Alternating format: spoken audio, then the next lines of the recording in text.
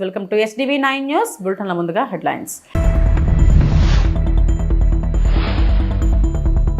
Mother of all deals దిశగా Bharat EU free trade agreement.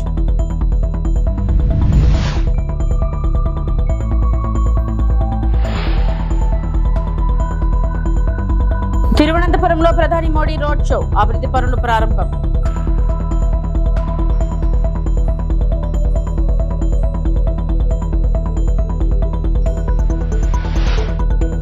Seat విచారణపై KTR కీలక వ్యాఖ్యలు.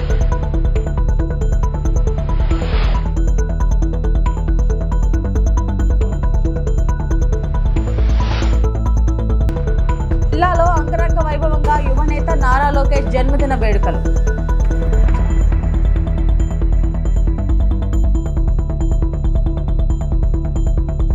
European commission chief Ursula von der Leyen ప్రపంచ ఆర్థిక వేదిక డావోస్ 2026 సమావేశంలో భారతదేశం మరియు యూరోపియన్ యూనియన్ మధ్య ఫ్రీ ట్రేడ్ అగ్రిమెంట్ అంటే విముక్త వాణిజ్య ఒప్పందం అత్యంత కీలకమైన దశకు చేరుతున్నట్లు తెలిపారు. ఈ ఒప్పందాన్ని కొందరు మధ్యకాలిక చట్టంగా లేదా మదర్ ఆఫ్ ఆల్ డీల్స్ గా కూడా పిలుస్తున్నారు.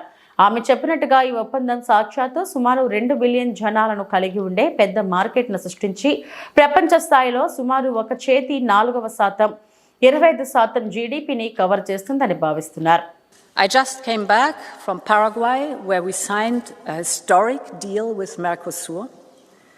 Next week we will be in India for another groundbreaking agreement. And negotiations are advancing with many others who want to do business with us. These deals will open massive opportunities for our businesses. They will create jobs here in Europe.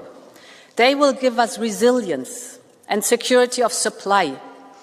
Because the more trading partners we have worldwide, the more independent we are.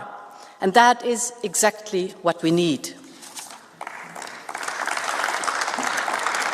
If we take Mercosur, which I know is hotly debated in this House, the deal secures our access to raw materials our industry needs. And the benefits for European companies will be huge. Just take the automotive sector. European exports to Mercosur can rise by 20 billion euros or 200%. Thiruvananthapuram ప్రధాని నరేంద్ర మోడీ శుక్రవారం collection bound Keralam రాజధాని తిరువనంతపురంలో భారీ road show నిర్వహించారు.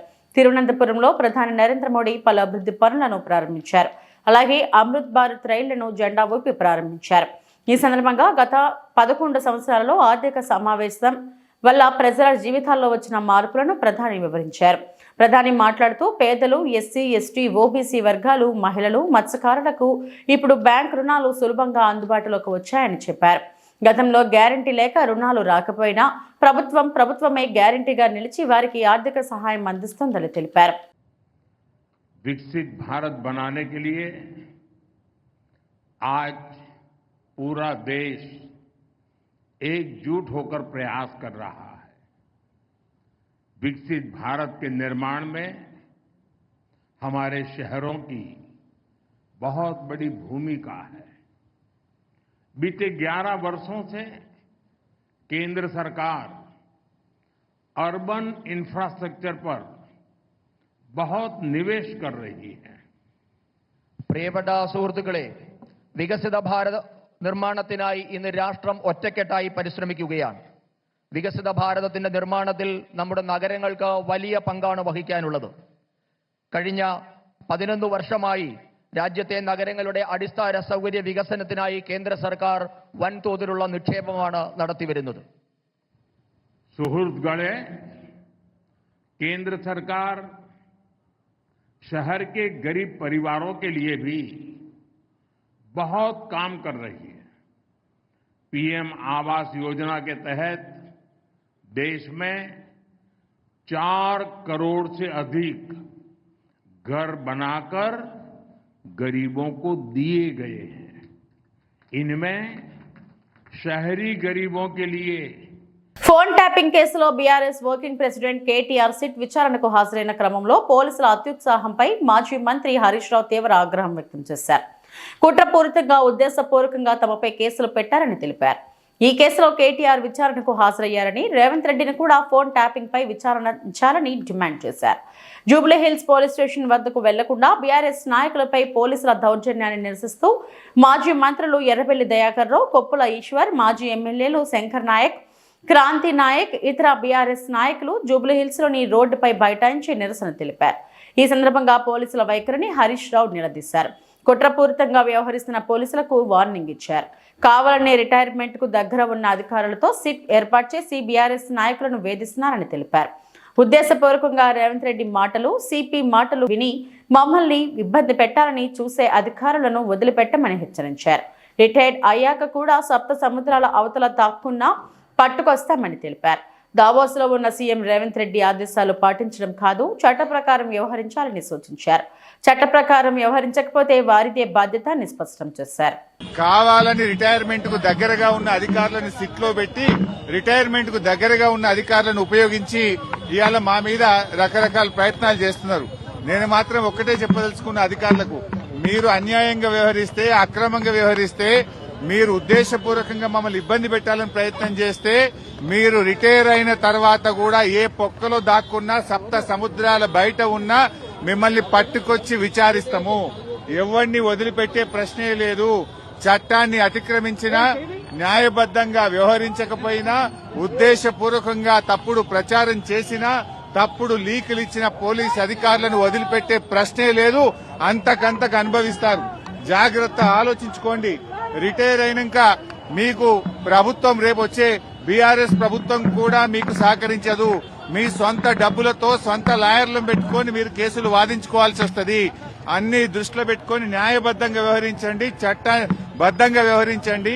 రేవంత్ రెడ్డి దావోస్కెళ్లి ఆయన ఇచ్చే direction లో కాదు, మీరు చట్ట ప్రకారంగా వ్యవహరించండి. దావోస్ నుంచో, సిపి నుంచో, ఇంకొకరి నుంచో తప్పుడు సూచనలు, వాళ్ళిచ్చే ఆదేశాలను మీరు పాటించి చట్టాన్ని అతిక్రమిస్తే మాత్రం దానికి మీరే బాధ్యత వహించాల్సి వస్తుందని హెచ్చరిస్తా ఉన్నాం. ఫోన్ ట్యాపింగ్ కేసులో సిట్ విచారణకు 10 సార్లు పిలిచినా హాజరవుతారని భారత రాష్ట్రపతి కార్యనిర్వాహక అధ్యక్షుడు, మాజీ మంత్రి కేటీఆర్ అన్నారు. తానెప్పుడు అనైతిక పనులు చేయలేదని, తప్పులు చేయనప్పుడు భయపడాల్సిన పని లేదని అన్నారు. నేడు సిట్ విచారణ నేపథ్యంలో తెలంగాణ భవన్లో నిర్వహించిన మీడియా సమావేశంలో ఆయన మాట్లాడారు. హామీల అమలు నుంచి అటెన్షన్ డైవర్షన్ కోసమే సిట్ విచారణ పేరుతో కుట్రలు చేస్తున్నారని ఆరోపించారు. కొన్ని రోజులు ఫార్ములా ఈ పేరిట డ్రామా, మరికొన్ని రోజులు ఫోన్ ట్యాపింగ్ అని చెప్పి డ్రామా. ఇవాళ ఒక బాధ ఎక్కడ అనిపిస్తుంది అంటే, చదువు, సంస్కారము, మర్యాద, హుందాతనం ఉన్న ఒక పార్టీ నాయకుడిగా నేను చేసే విజ్ఞప్తి, నేను చేసే ప్రార్థన ఏంటంటే, ఈ పుట్టిన మట్టి సాక్షిగా, అంతరాత్మ సాక్షిగా అక్రమ అనైతిక పనులు నేనెన్నడూ కూడా చేయలేదు అనే మాట స్పష్టంగా చెప్తా ఉన్నాను. ఈ రెండేళ్లలో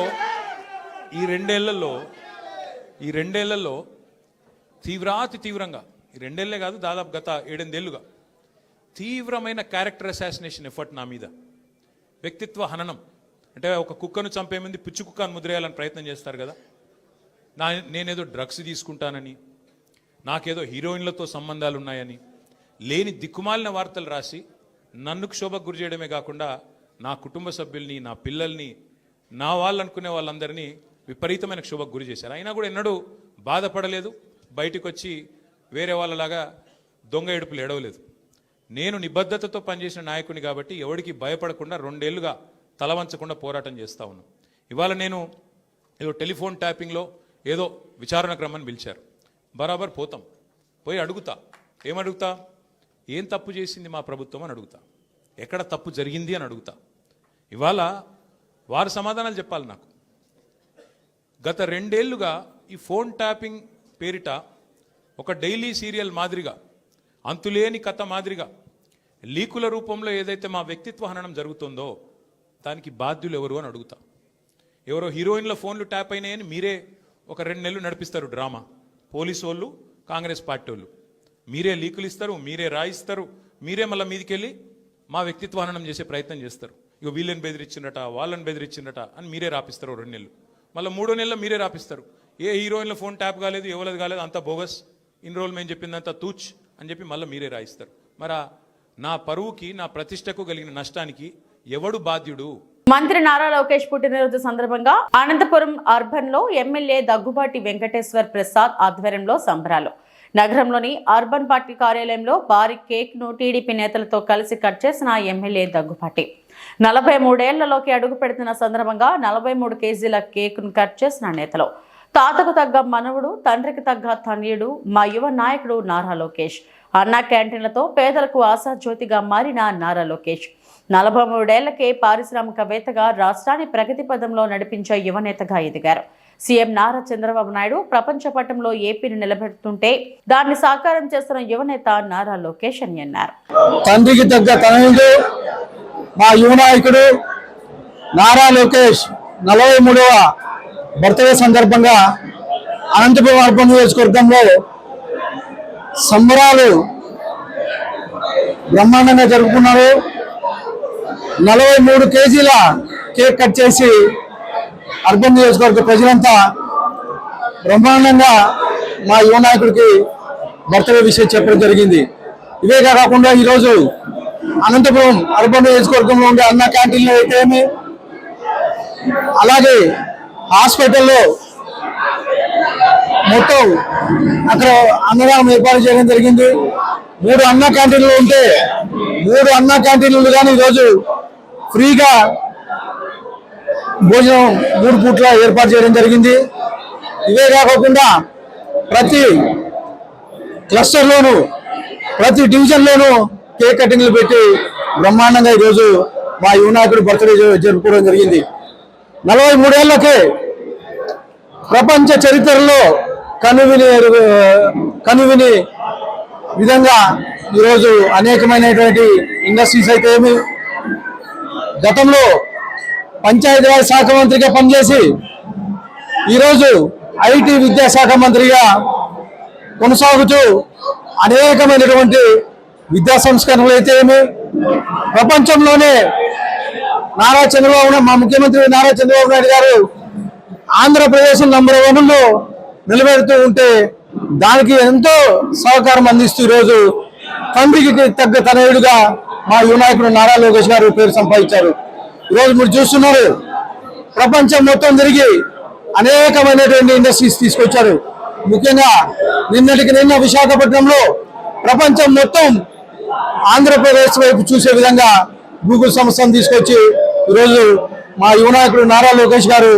ఫోన్ ట్యాపింగ్ పై సీఎం రేవంత్ రెడ్డి గతంలో చేసిన వ్యాఖ్యలకు ప్రస్తుతం తీసుకుంటున్న చర్యలకు మధ్య వ్యత్యాసం ఉందని ఆర్ఎస్ ప్రవీణ్ కుమార్ అన్నారు. గతంలో ఫోన్ ట్యాపింగ్ తప్పు కాదని రేవంత్ రెడ్డి వ్యాఖ్యానించారని గుర్తు చేశారు. కానీ ఇప్పుడు అదే ముఖ్యమంత్రి ఫోన్ ట్యాపింగ్ పై కేసులు నమోదు చేయిస్తున్నారని వివరించారు. ఫోన్ ట్యాపింగ్ అనేది దేశ భద్రత కోసం పోలీసుల ద్వారా చేయబడుతుందని చెప్పారు. అన్ని ప్రభుత్వాలు ఫోన్ ట్యాపింగ్ చేస్తాయని, అయితే ఏ రాష్ట్రంలోనూ దీనిపై బహిరంగ చర్చ జరగలేదని ఆర్ఎస్ ప్రవీణ్ కుమార్ వ్యాఖ్యానించారు. ఈ ముఖ్యమంత్రి గారు కూడా ఢిల్లీ వేదికగా టెలిఫోన్ ట్యాపింగ్ తప్పు కాదు అని చెప్పి రకరకాల, ఇది సాక్షి పత్రికలో వచ్చింది, అదేవిధంగా ఆర్టీఓలో వచ్చింది, టెలిఫోన్ ట్యాపింగ్ తప్పు కాదు, టెలిఫోన్ ట్యాపింగ్ జరుగుతూనే ఉంటుంది అని చెప్పి ఈ ముఖ్యమంత్రి గారు కూడా చాలాసార్లు చెప్పిండ్రు. ఢిల్లీ వేదికగా చెప్పిండు. చాలా పత్రికల్లో కూడా ఇది ప్రచురితమైంది. 2025లో గత సంవత్సరం ఢిల్లీలో చెప్పాడు. మరి ఈరోజు ఇదే ముఖ్యమంత్రి గారు ఇదే ట్యాపింగ్ కేసును, నేను మళ్ళీ చెప్తున్నా, ఈ ట్యాపింగ్ అనేది దేశ రక్షణ కోసం గోప్యంగా పోలీసులు మాత్రమే చేసే కార్యక్రమం. ఏ రాష్ట్రంలో కూడా దీని మీద చర్చ జరగడం లేదు, కేవలం తెలంగాణలో జరుగుతుంది. కేంద్ర ప్రభుత్వం కింద కూడా ఎన్నో నిఘా సంస్థలు ఉన్నాయి, కానీ ఢిల్లీలో దీని మీద చర్చ జరగడం లేదు. ఎందుకంటే కేంద్ర ప్రభుత్వానికి అది ఏ పార్టీ అధికారంలో ఉన్నా కూడా దీని మీద చర్చ చేయరు. ఎందుకంటే దేశ రక్షణకు మించిన బాధ్యత ఏ ప్రభుత్వం మీద ఉండదు. కానీ 4 గోడల మధ్యలో జరగాల్సిన ఈ ట్యాపింగ్ వ్యవహారం, చట్టబద్ధంగా జరుగుతున్న ఈ ట్యాపింగ్ వ్యవహారాన్ని బజారుకి ఇచ్చిన అపఖ్యాతి ఇలా రేవంత్ రెడ్డి గారు మూట కట్టుకున్నారు. తాడిపత్రి మున్సిపల్ చైర్మన్ జేసీ ప్రభాకర్ రెడ్డి సంచలన వ్యాఖ్యలు చేశారు. కాలం మారిందని, గతంలో బాంబులు వేసేవారు ఉండేవారని, ఇప్పుడు వేసేవారు లేరు, మట్టేవాళ్ళు లేరని అన్నారు. తాను గన్ లైసెన్స్ కోసం హోమ్ మినిస్టర్ అనితకు అనేక సార్లు లేఖలు రాశానని, నా సంగతి ఎలా ఉన్నా కనీసం MLA JC Asmith Reddy gun licence renewal కూడా చేయలేదని అన్నారు. ఎమ్మెల్యే గన్ లైసెన్స్ రెన్యూల్ కోసం లేఖ రాసినా ఇప్పటివరకు చేయలేదని, MLA JC Asmith Reddy gun licence renewal చేసుకోలేని పరిస్థితి ఇప్పుడు ఉందని అన్నారు. ఇక మా కార్యకర్తల పరిస్థితి ఏంటని ప్రశ్నించారు. తాడిపత్రిలో ప్రతి ఒక్కరూ పార్టీ కోసం 5 ఏళ్లు కష్టపడ్డారని, నేను అనేక రకాలుగా నష్టపోయానని, డబ్బులు పోగొట్టుకున్నానని జేసీ తెలిపారు. ఎందుకు చెప్తున్నానంటే కాలం మార్పు వచ్చింది. 3 జీపులు తుపాకులు పట్టుకొని బాంబులు ఉండి అన్నీ ఉన్నాయి. ఈ పొద్దు బాంబు లేదు, చుట్టేవాడు లేడు, వేసేవాడు లేడు. నాయనే ఎగ్జాంపుల్, నాకు ఈరోజు గన్మెన్ కూడా లేరు. నేను నా కుమారుడు రెన్యూల్ పెట్టినాం. ఈ చంద్రబాబు నాయుడు ఏమంటే వద్దు, గల్లే వద్దు అంటారు. పోలీసులు నాకు అనుమానం పైనుంచి వచ్చినట్టు ఎవరిది గన్ను రెన్యూల్ చేయొద్దని. కానీ ఒకందుకు బాధ కూడా ఉంది. ఒక ఎమ్మెల్యే నాదంటే ఇన్స్పెక్ట్ ఎమ్మెల్యేకు ప్రొటెక్షన్ ఏముండి ఒక రెగ్యులర్ ఇవ్వచ్చు కదా. ఇది హోమ్ మినిస్టర్ చెప్తున్నా, ఇక్కడి నుంచే నీకు 8 సార్లు లెటర్ రాసినా. It's insult for me, not to my government, not to my government. Insult for MLA for not renewing a gun license of MLA. I'm sorry. ఎవరైనా బాధపడచ్చేమో, మాకు ఉంటాయి కొన్ని బాధలు, మా సొంతానివి. No word. అనితమ్మా,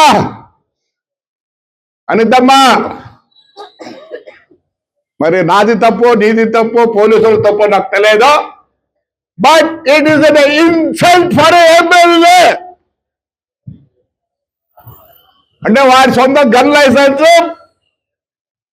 రెన్యూల్ చేసుకోండి పరిస్థితి. నాకేం బాధ కాదు. నా పరిస్థితి ఎట్లుంటే నా కార్యకర్త పరిస్థితి ఏంటి?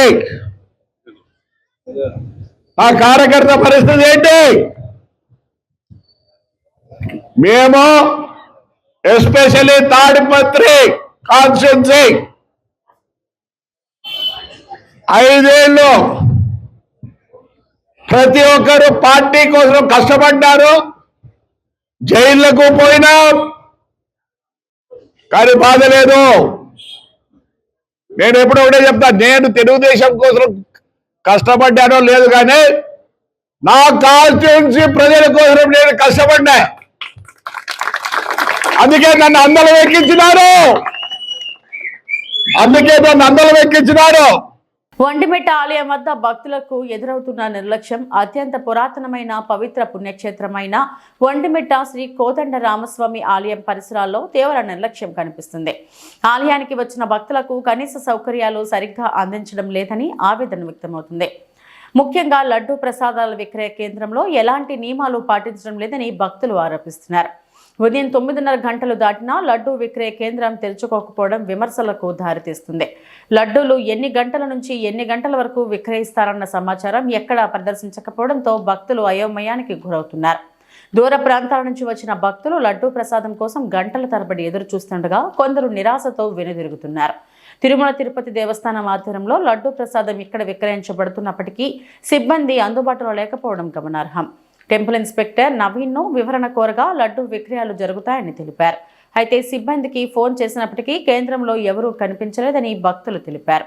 ఇక ఆలయం వద్ద నిర్మించిన విశాలమైన పుష్కరిణిలో బ్రహ్మోత్సవాల సమయంలో మాత్రమే నీరు నింపుతామని, మిగతా రోజుల్లో నీరు ఉంచితే అవాంఛనీయ పరిస్థితులు ఏర్పడతాయని అధికారులు చెబుతున్నారు. అయితే నిత్యం నీరు లేకపోవడం వల్ల భక్తులు స్నానానికి ఇతర ప్రాంతాలకు వెళ్లాల్సి వస్తుంది. కోట్లాది రూపాయలు ఖర్చు చేస్తున్నా భక్తుల సౌకర్యాలపై సరైన దృష్టి పెట్టకపోవడంపై తీవ్ర విమర్శలు వ్యక్తమవుతున్నాయి.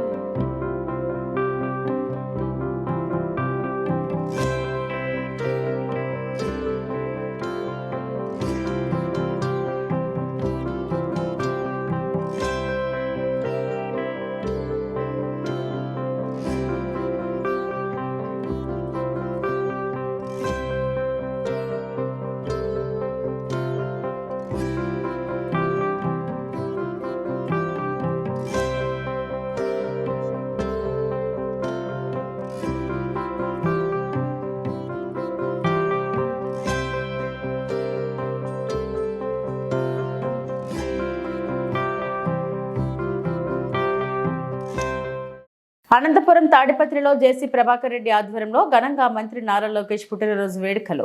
నేతలు కార్యకర్తలతో కలిసి వేడుకల్లో పాల్గొన్న జేసీ ప్రభాకర్ రెడ్డి అభివృద్ధికి సహకరిస్తామని, తాడిపత్రి అభివృద్ధికి పాటుపడతామని మంత్రి నారా లోకేష్ బర్త్డే గిఫ్ట్ గా టీడీపీ కార్యకర్తలతో ప్రతిజ్ఞ చేయించిన జేసీ ప్రభాకర్ రెడ్డి మాట్లాడుతూ, నాకు దేవుడిచ్చిన వరం తాడిపత్రి ప్రజలు. రాష్ట్ర అభివృద్ధి కోసం నారా లోకేష్ దావోస్ వెళ్లడం. టీడీపీ కార్యకర్తలు అందరూ తాడిపత్రి అభివృద్ధికి పాటుపడాలి. చిల్లర మాటలు పట్టించుకోవాల్సిన అవసరం లేదు. ఇక మా కార్యకర్తల పరిస్థితి ఏంటి? తాడిపత్రిలో ప్రతి ఒక్కరూ పార్టీ కోసం 5 ఏళ్లు కష్టపడ్డారు. నేను అనేక రకాలుగా నష్టపోయాను, డబ్బులు పోగొట్టుకున్నాను. చంద్రబాబు టీడీపీ వల్ల నాకు ఎలాంటి నష్టం జరగలేదు. చాలా మంది ఎమ్మెల్యేలకు వాళ్ళ నియోజకవర్గం గురించి తెలియదు. రాయలసీమ ప్రాజెక్టుల గురించి తెలియని వాళ్ళు కూడా ఇరిగేషన్ గురించి మాట్లాడుతున్నారు. నాకు జేసీ అస్మిత్ రెడ్డి, పవన్ రెడ్డి కంటే కూడా లోకేష్ కోసం ఎంతవరకు అయినా పోరాడతానని అన్నారు. వాడి మీద అందరికన్నా బాగా పుట్టినాడు, బ్రహ్మాండంగా వాళ్ళ తాత అన్ని విధాలు ఇచ్చిపోయినాడు. కానీ ఆ రోజు కుప్పంలో యాత్రకు మొదలు పెట్టినాడు. ఈ రోజు 43 సంవత్సరాలు అనుకుంటా, 43 సంవత్సరాల బర్త్డే ఈ రోజు చేసుకుంటున్నాడు. అప్పుడు ఎంత వయసు? 7 ఏళ్ల కింద ఎంత వయసు? 8 ఏళ్ల కింద ఎంత వయసు అబ్బాయిదే? 37 సంవత్సరాల్లో వాడు అవస్థ పడాల్సిన అవసరం లేదు. అన్నీ ఉన్నాయి. హాయిగా బయట చదువుకొని వచ్చినాడు. ఆడి కార్లు అడ్డుపించి కార్లు కూడా చేశాడు, 1-2 కార్లు కూడా చేశాడు. ఎక్కడైనా హాయిగా బతికిండొచ్చు. బట్ మన కోసరం, మన అందరి కోసరం ఆ రోజు అక్కడి నుంచి మొదలు పెడితే మైకులు మీకున్నారు పలవనేరులో. అది దుస్థితి అబద్ధం. బ్రహ్మాండంగా జరిగింది. నాకు పవన్ అస్మిత్ ఎంతో వీడి కోసం అందరికన్నా ఎక్కువ పోరాడతా. ఎందుకంటే దరిదాపుల్లో ఎవరు నాయకుడు కనబడటం లేదు.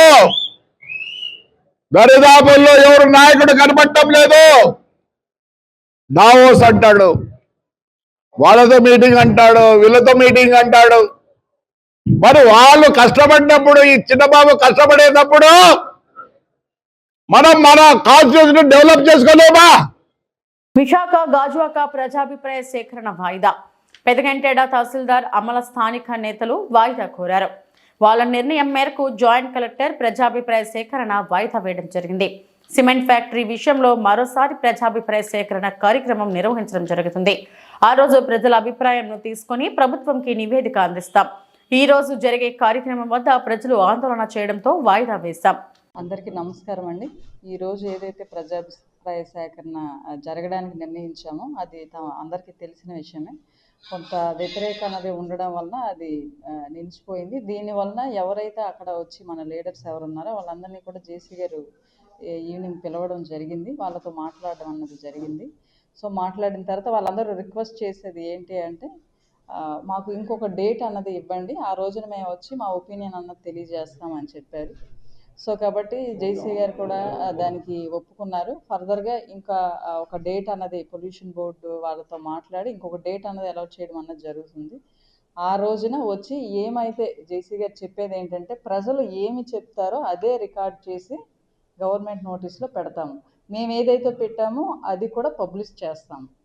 సో దీనిలో ట్రాన్స్పరెంట్గా ఉంటుంది కాబట్టి పబ్లిక్ అందరూ సహకరించండి. మీరు ఏం చెప్పాలన్నా కూడా నెక్స్ట్ హీరింగ్ ఏదైతే ఉందో దానిలో మీరు చెప్పినట్లయితే మేము అది గవర్నమెంట్ నోటీస్లో పెడతాము అనేసి చెప్పడం జరిగింది. సో నెక్స్ట్ డేటా అన్నది కమ్యూనికేట్ చేస్తారండి, పొల్యూషన్ బోర్డు వాళ్ళు కమ్యూనికేట్ చేస్తారు. అక్కడ నుంచి మనకు రాగానే అన్ని నోటీస్ బోర్డులో తర్వాత పేపర్ వాళ్ళకు కూడా మనం ఇన్ఫామ్ చేస్తాము. ఆ రోజున ప్రజలు వచ్చినట్లయితే వాళ్ళు ఏం చెప్తారో అది మనం రికార్డ్ చేసి పంపించడం అన్నది జరుగుతుంది. అది డిసైడ్ చేస్తారు.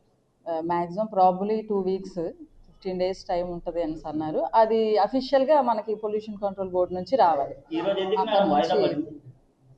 ఈరోజు వాయిదా పడిందంటే మీరు చూసారు, జేసీ గారు ఇక్కడ నియర్లీ 4 hours వెయిట్ చేశారు. ఏ టైంకైనా వచ్చి మాట్లాడదాం పబ్లిక్తో అని. సో పబ్లిక్ అప్పటికే కొంచెం చైర్స్ విసిరేయడం, టెంట్లు చింపేయడం, కొంత అగ్రెసివ్గా వాళ్ళు బిహేవ్ చేయడం వలన ఇది అవ్వలేదు. ఈవెన్ అప్పటికి కూడా 1 గంట అప్పుడు కూడా అక్కడ ఉన్న పబ్లిక్తో మాట్లాడతానని అన్నారు సార్. కాకపోతే అక్కడ కండిషన్ అన్నది అవుట్ ఆఫ్ హ్యాండ్స్లో ఉంది కాబట్టి మరి ఇంకా అలౌ చేయలేదు. వరంగల్ జిల్లా నర్సంపేటలో పేరింటి ఆడపిల్లలకు వరప్రదాయినిగా నిలుస్తున్న కళ్యాణలక్ష్మి పథకం కింద చెక్కులు పంపిణీ జరిగింది. శుక్రవారం నర్సంపేట మున్సిపాలిటీ పరిధిలోని సిటిజన్ క్లబ్లో నిర్వహించిన కార్యక్రమంలో నర్సంపేట ఎమ్మెల్యే దొంతి మాధవరెడ్డి పాల్గొని చెక్కులను పంపిణీ చేశారు. ఈ సందర్భంగా ఎమ్మెల్యే మాట్లాడుతూ ప్రజాప్రభుత్వ హయాంలో బడుగు బలహీన వర్గాల సంక్షేమానికి ప్రభుత్వం పెద్దపీట వేస్తుందన్నారు. ఆర్థిక భారంలో ఉన్నప్పటికీ సంక్షేమ పథకాల అమలులో ఎలాంటి జాప్యం లేదని తెలిపారు. కార్యక్రమంలో market committee chairman పాలాయి Srinivas, vice chairman Haribabu, ప్రజాప్రతినిధులు, పార్టీ నాయకులు మరియు అధికారులు పాల్గొన్నారు.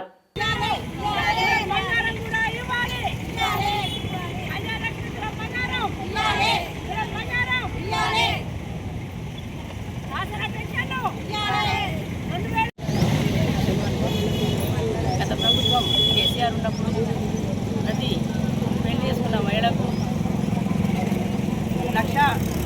ఆసరాగా 1,116 రూపాయలు కళ్యాణ లక్ష్మి కింద మంజూరు చేయడం జరిగింది. అదేవిధంగా ఈ ఉన్న ప్రభుత్వం కూడా కళ్యాణ లక్ష్మి ఇస్తూ తులం బంగారం కూడా ఇస్తామని వాగ్దానం చేశారు. గత 2 సంవత్సరాలు జరిగింది. ఏ ఒక్కరికి కూడా తులం బంగారం ఇచ్చిన వాగ్దానాలు లేవు. ఇదే కాకుండా వారి గ్యారంటీలలో తెల్ల రేషన్ కార్డు ఉన్న ప్రతి ఒక్క మహిళకు 18 సంవత్సరాలు కలిగి ఉన్న వారి అందరికీ 2,500 రూపాయలు మంజూరు చేస్తామన్నారు. ఇంతవరకు ఇవ్వలేదు. అది కూడా 2,500 రూపాయలు ఒక మహిళకు కూడా మంజూరు చేయని ప్రభుత్వం ఇది. ఇదే కాకుండా చదువుకున్న పిల్లలకు స్కూటీలు ఇస్తామన్నారు. అది కూడా 2 సంవత్సరాలు అయితే ఏ ఒక్క మహిళకు కూడా వర్తించింది లేదు. ఇలాంటి ఎన్నో వాగ్దానాలు చేసిన కాంగ్రెస్ ప్రభుత్వం ఒక్క వాళ్ళని మీద కూడా నిలబడని ప్రభుత్వం ఈ గ్యారంటీలు ఈ వాగ్దానాలు చెప్పడం ఎందుకంటే ఇవన్నీ చెప్పినతో నెరవేర్చి చూపించాలి. ఏనాడు ఇవన్నీ ఈ ప్రభుత్వం ఈనాడు మంజూరు చేస్తారనేది కూడా నమ్మకం లేదు. హాస్పిటల్లో డెలివరీ అయిన ప్రతి ఒక్క మహిళలకు కేసీఆర్ కిట్ అనేది ఇచ్చి అది కూడా వారికి 3,000 రూపాయల చొప్పున కూడా వారు డెలివరీ అయినప్పుడు ఆసరాగా 3,000 రూపాయలు ఇచ్చారు. అవి కూడా కేసీఆర్ కిట్ లేదు, మంజూరు అనేది 3,000 రూపాయలు. ఇలాంటి ఎన్నో ఉండి కేసీఆర్ గారు ఉన్నప్పుడు ఎన్నో ఇచ్చారు. అలాంటి ఏమీ లేకుండా ఇలాంటి దొంగబాట మాటలు కబుర్లు చెబుతూ ఈ ప్రభుత్వం గడుపుతుంది. అదే కాకుండా ఇప్పుడు నిరుద్యోగులకు ఆటో తోడుకునే వాళ్ళకు కూడా 500 రూపాయలు ఇస్తామన్నారు. అవి లేవు. 5 లక్షల రూపాయలు వారికి ఇస్తామన్నారు. అవి 2 సంవత్సరాల నుంచి ప్రభుత్వంలో మాటలు తప్ప దొంగ మాటలు తప్ప ఇలాంటి ఇచ్చిన వాగ్దానాలు ఏవి నెరవేర్చుకోరని అందరి జనాలందరికీ తెలిసిపోయింది కూడా. రాబోయే ప్రభుత్వం టీఆర్ఎస్ వస్తేనే ఇవన్నీ మనకు అనుకునే విధంగా మన పేద ప్రజలకు అందరికీ అనుకూలంగా మన కేసీఆర్ గారు ఉంటేనే అన్నీ అమలు జరుగుతాయని అందరికీ నమస్కారం. కాంగ్రెస్ ప్రభుత్వము మహిళల పట్ల అనేక వాగ్దానాలు చేసి అధికారంలోకి వచ్చింది. 2 సంవత్సరాలు అవుతుంది మహిళలకు వాగ్దానాలు ఇచ్చి. కళ్యాణ లక్ష్మి అనే చెక్కులు ఈరోజు పంపిణీ చేస్తున్నారు మాధవరెడ్డి గారు. తులం బంగారమే ఎడిపోయింది మహిళలకి. పేదింటి ఆడబిడ్డకు తులం బంగారం ఎంత ఆసరవుతుంది ఒక్కొక్క ఆడబిడ్డకి. అలాగే 18 సంవత్సరాలు పైబడిన మహిళలకు నెలకి 2,500 ఇస్తామని చెప్పి, అక్కకు, చెల్లికి, అమ్మకు, కుటుంబంలో ఎందరుంటే అందరికి ఇస్తామని చెప్పి అవి కూడా ఆ వాగ్దానం కూడా నెరవేర్చకుండా ఇప్పుడు మున్సిపల్ ఎలక్షన్లో ఓట్స్ కోసం వస్తున్నారు. మా మహిళల పట్ల ఇచ్చిన వాగ్దానాలన్నీ ప్రతి ఒక్కటి నెరవేర్చాలని కోరుకుంటున్న ప్రభుత్వాన్ని, కాంగ్రెస్ ప్రభుత్వాన్ని. ఇవి ఇప్పటివరకు నా బులెటిన్ అప్డేట్స్. నమస్తే.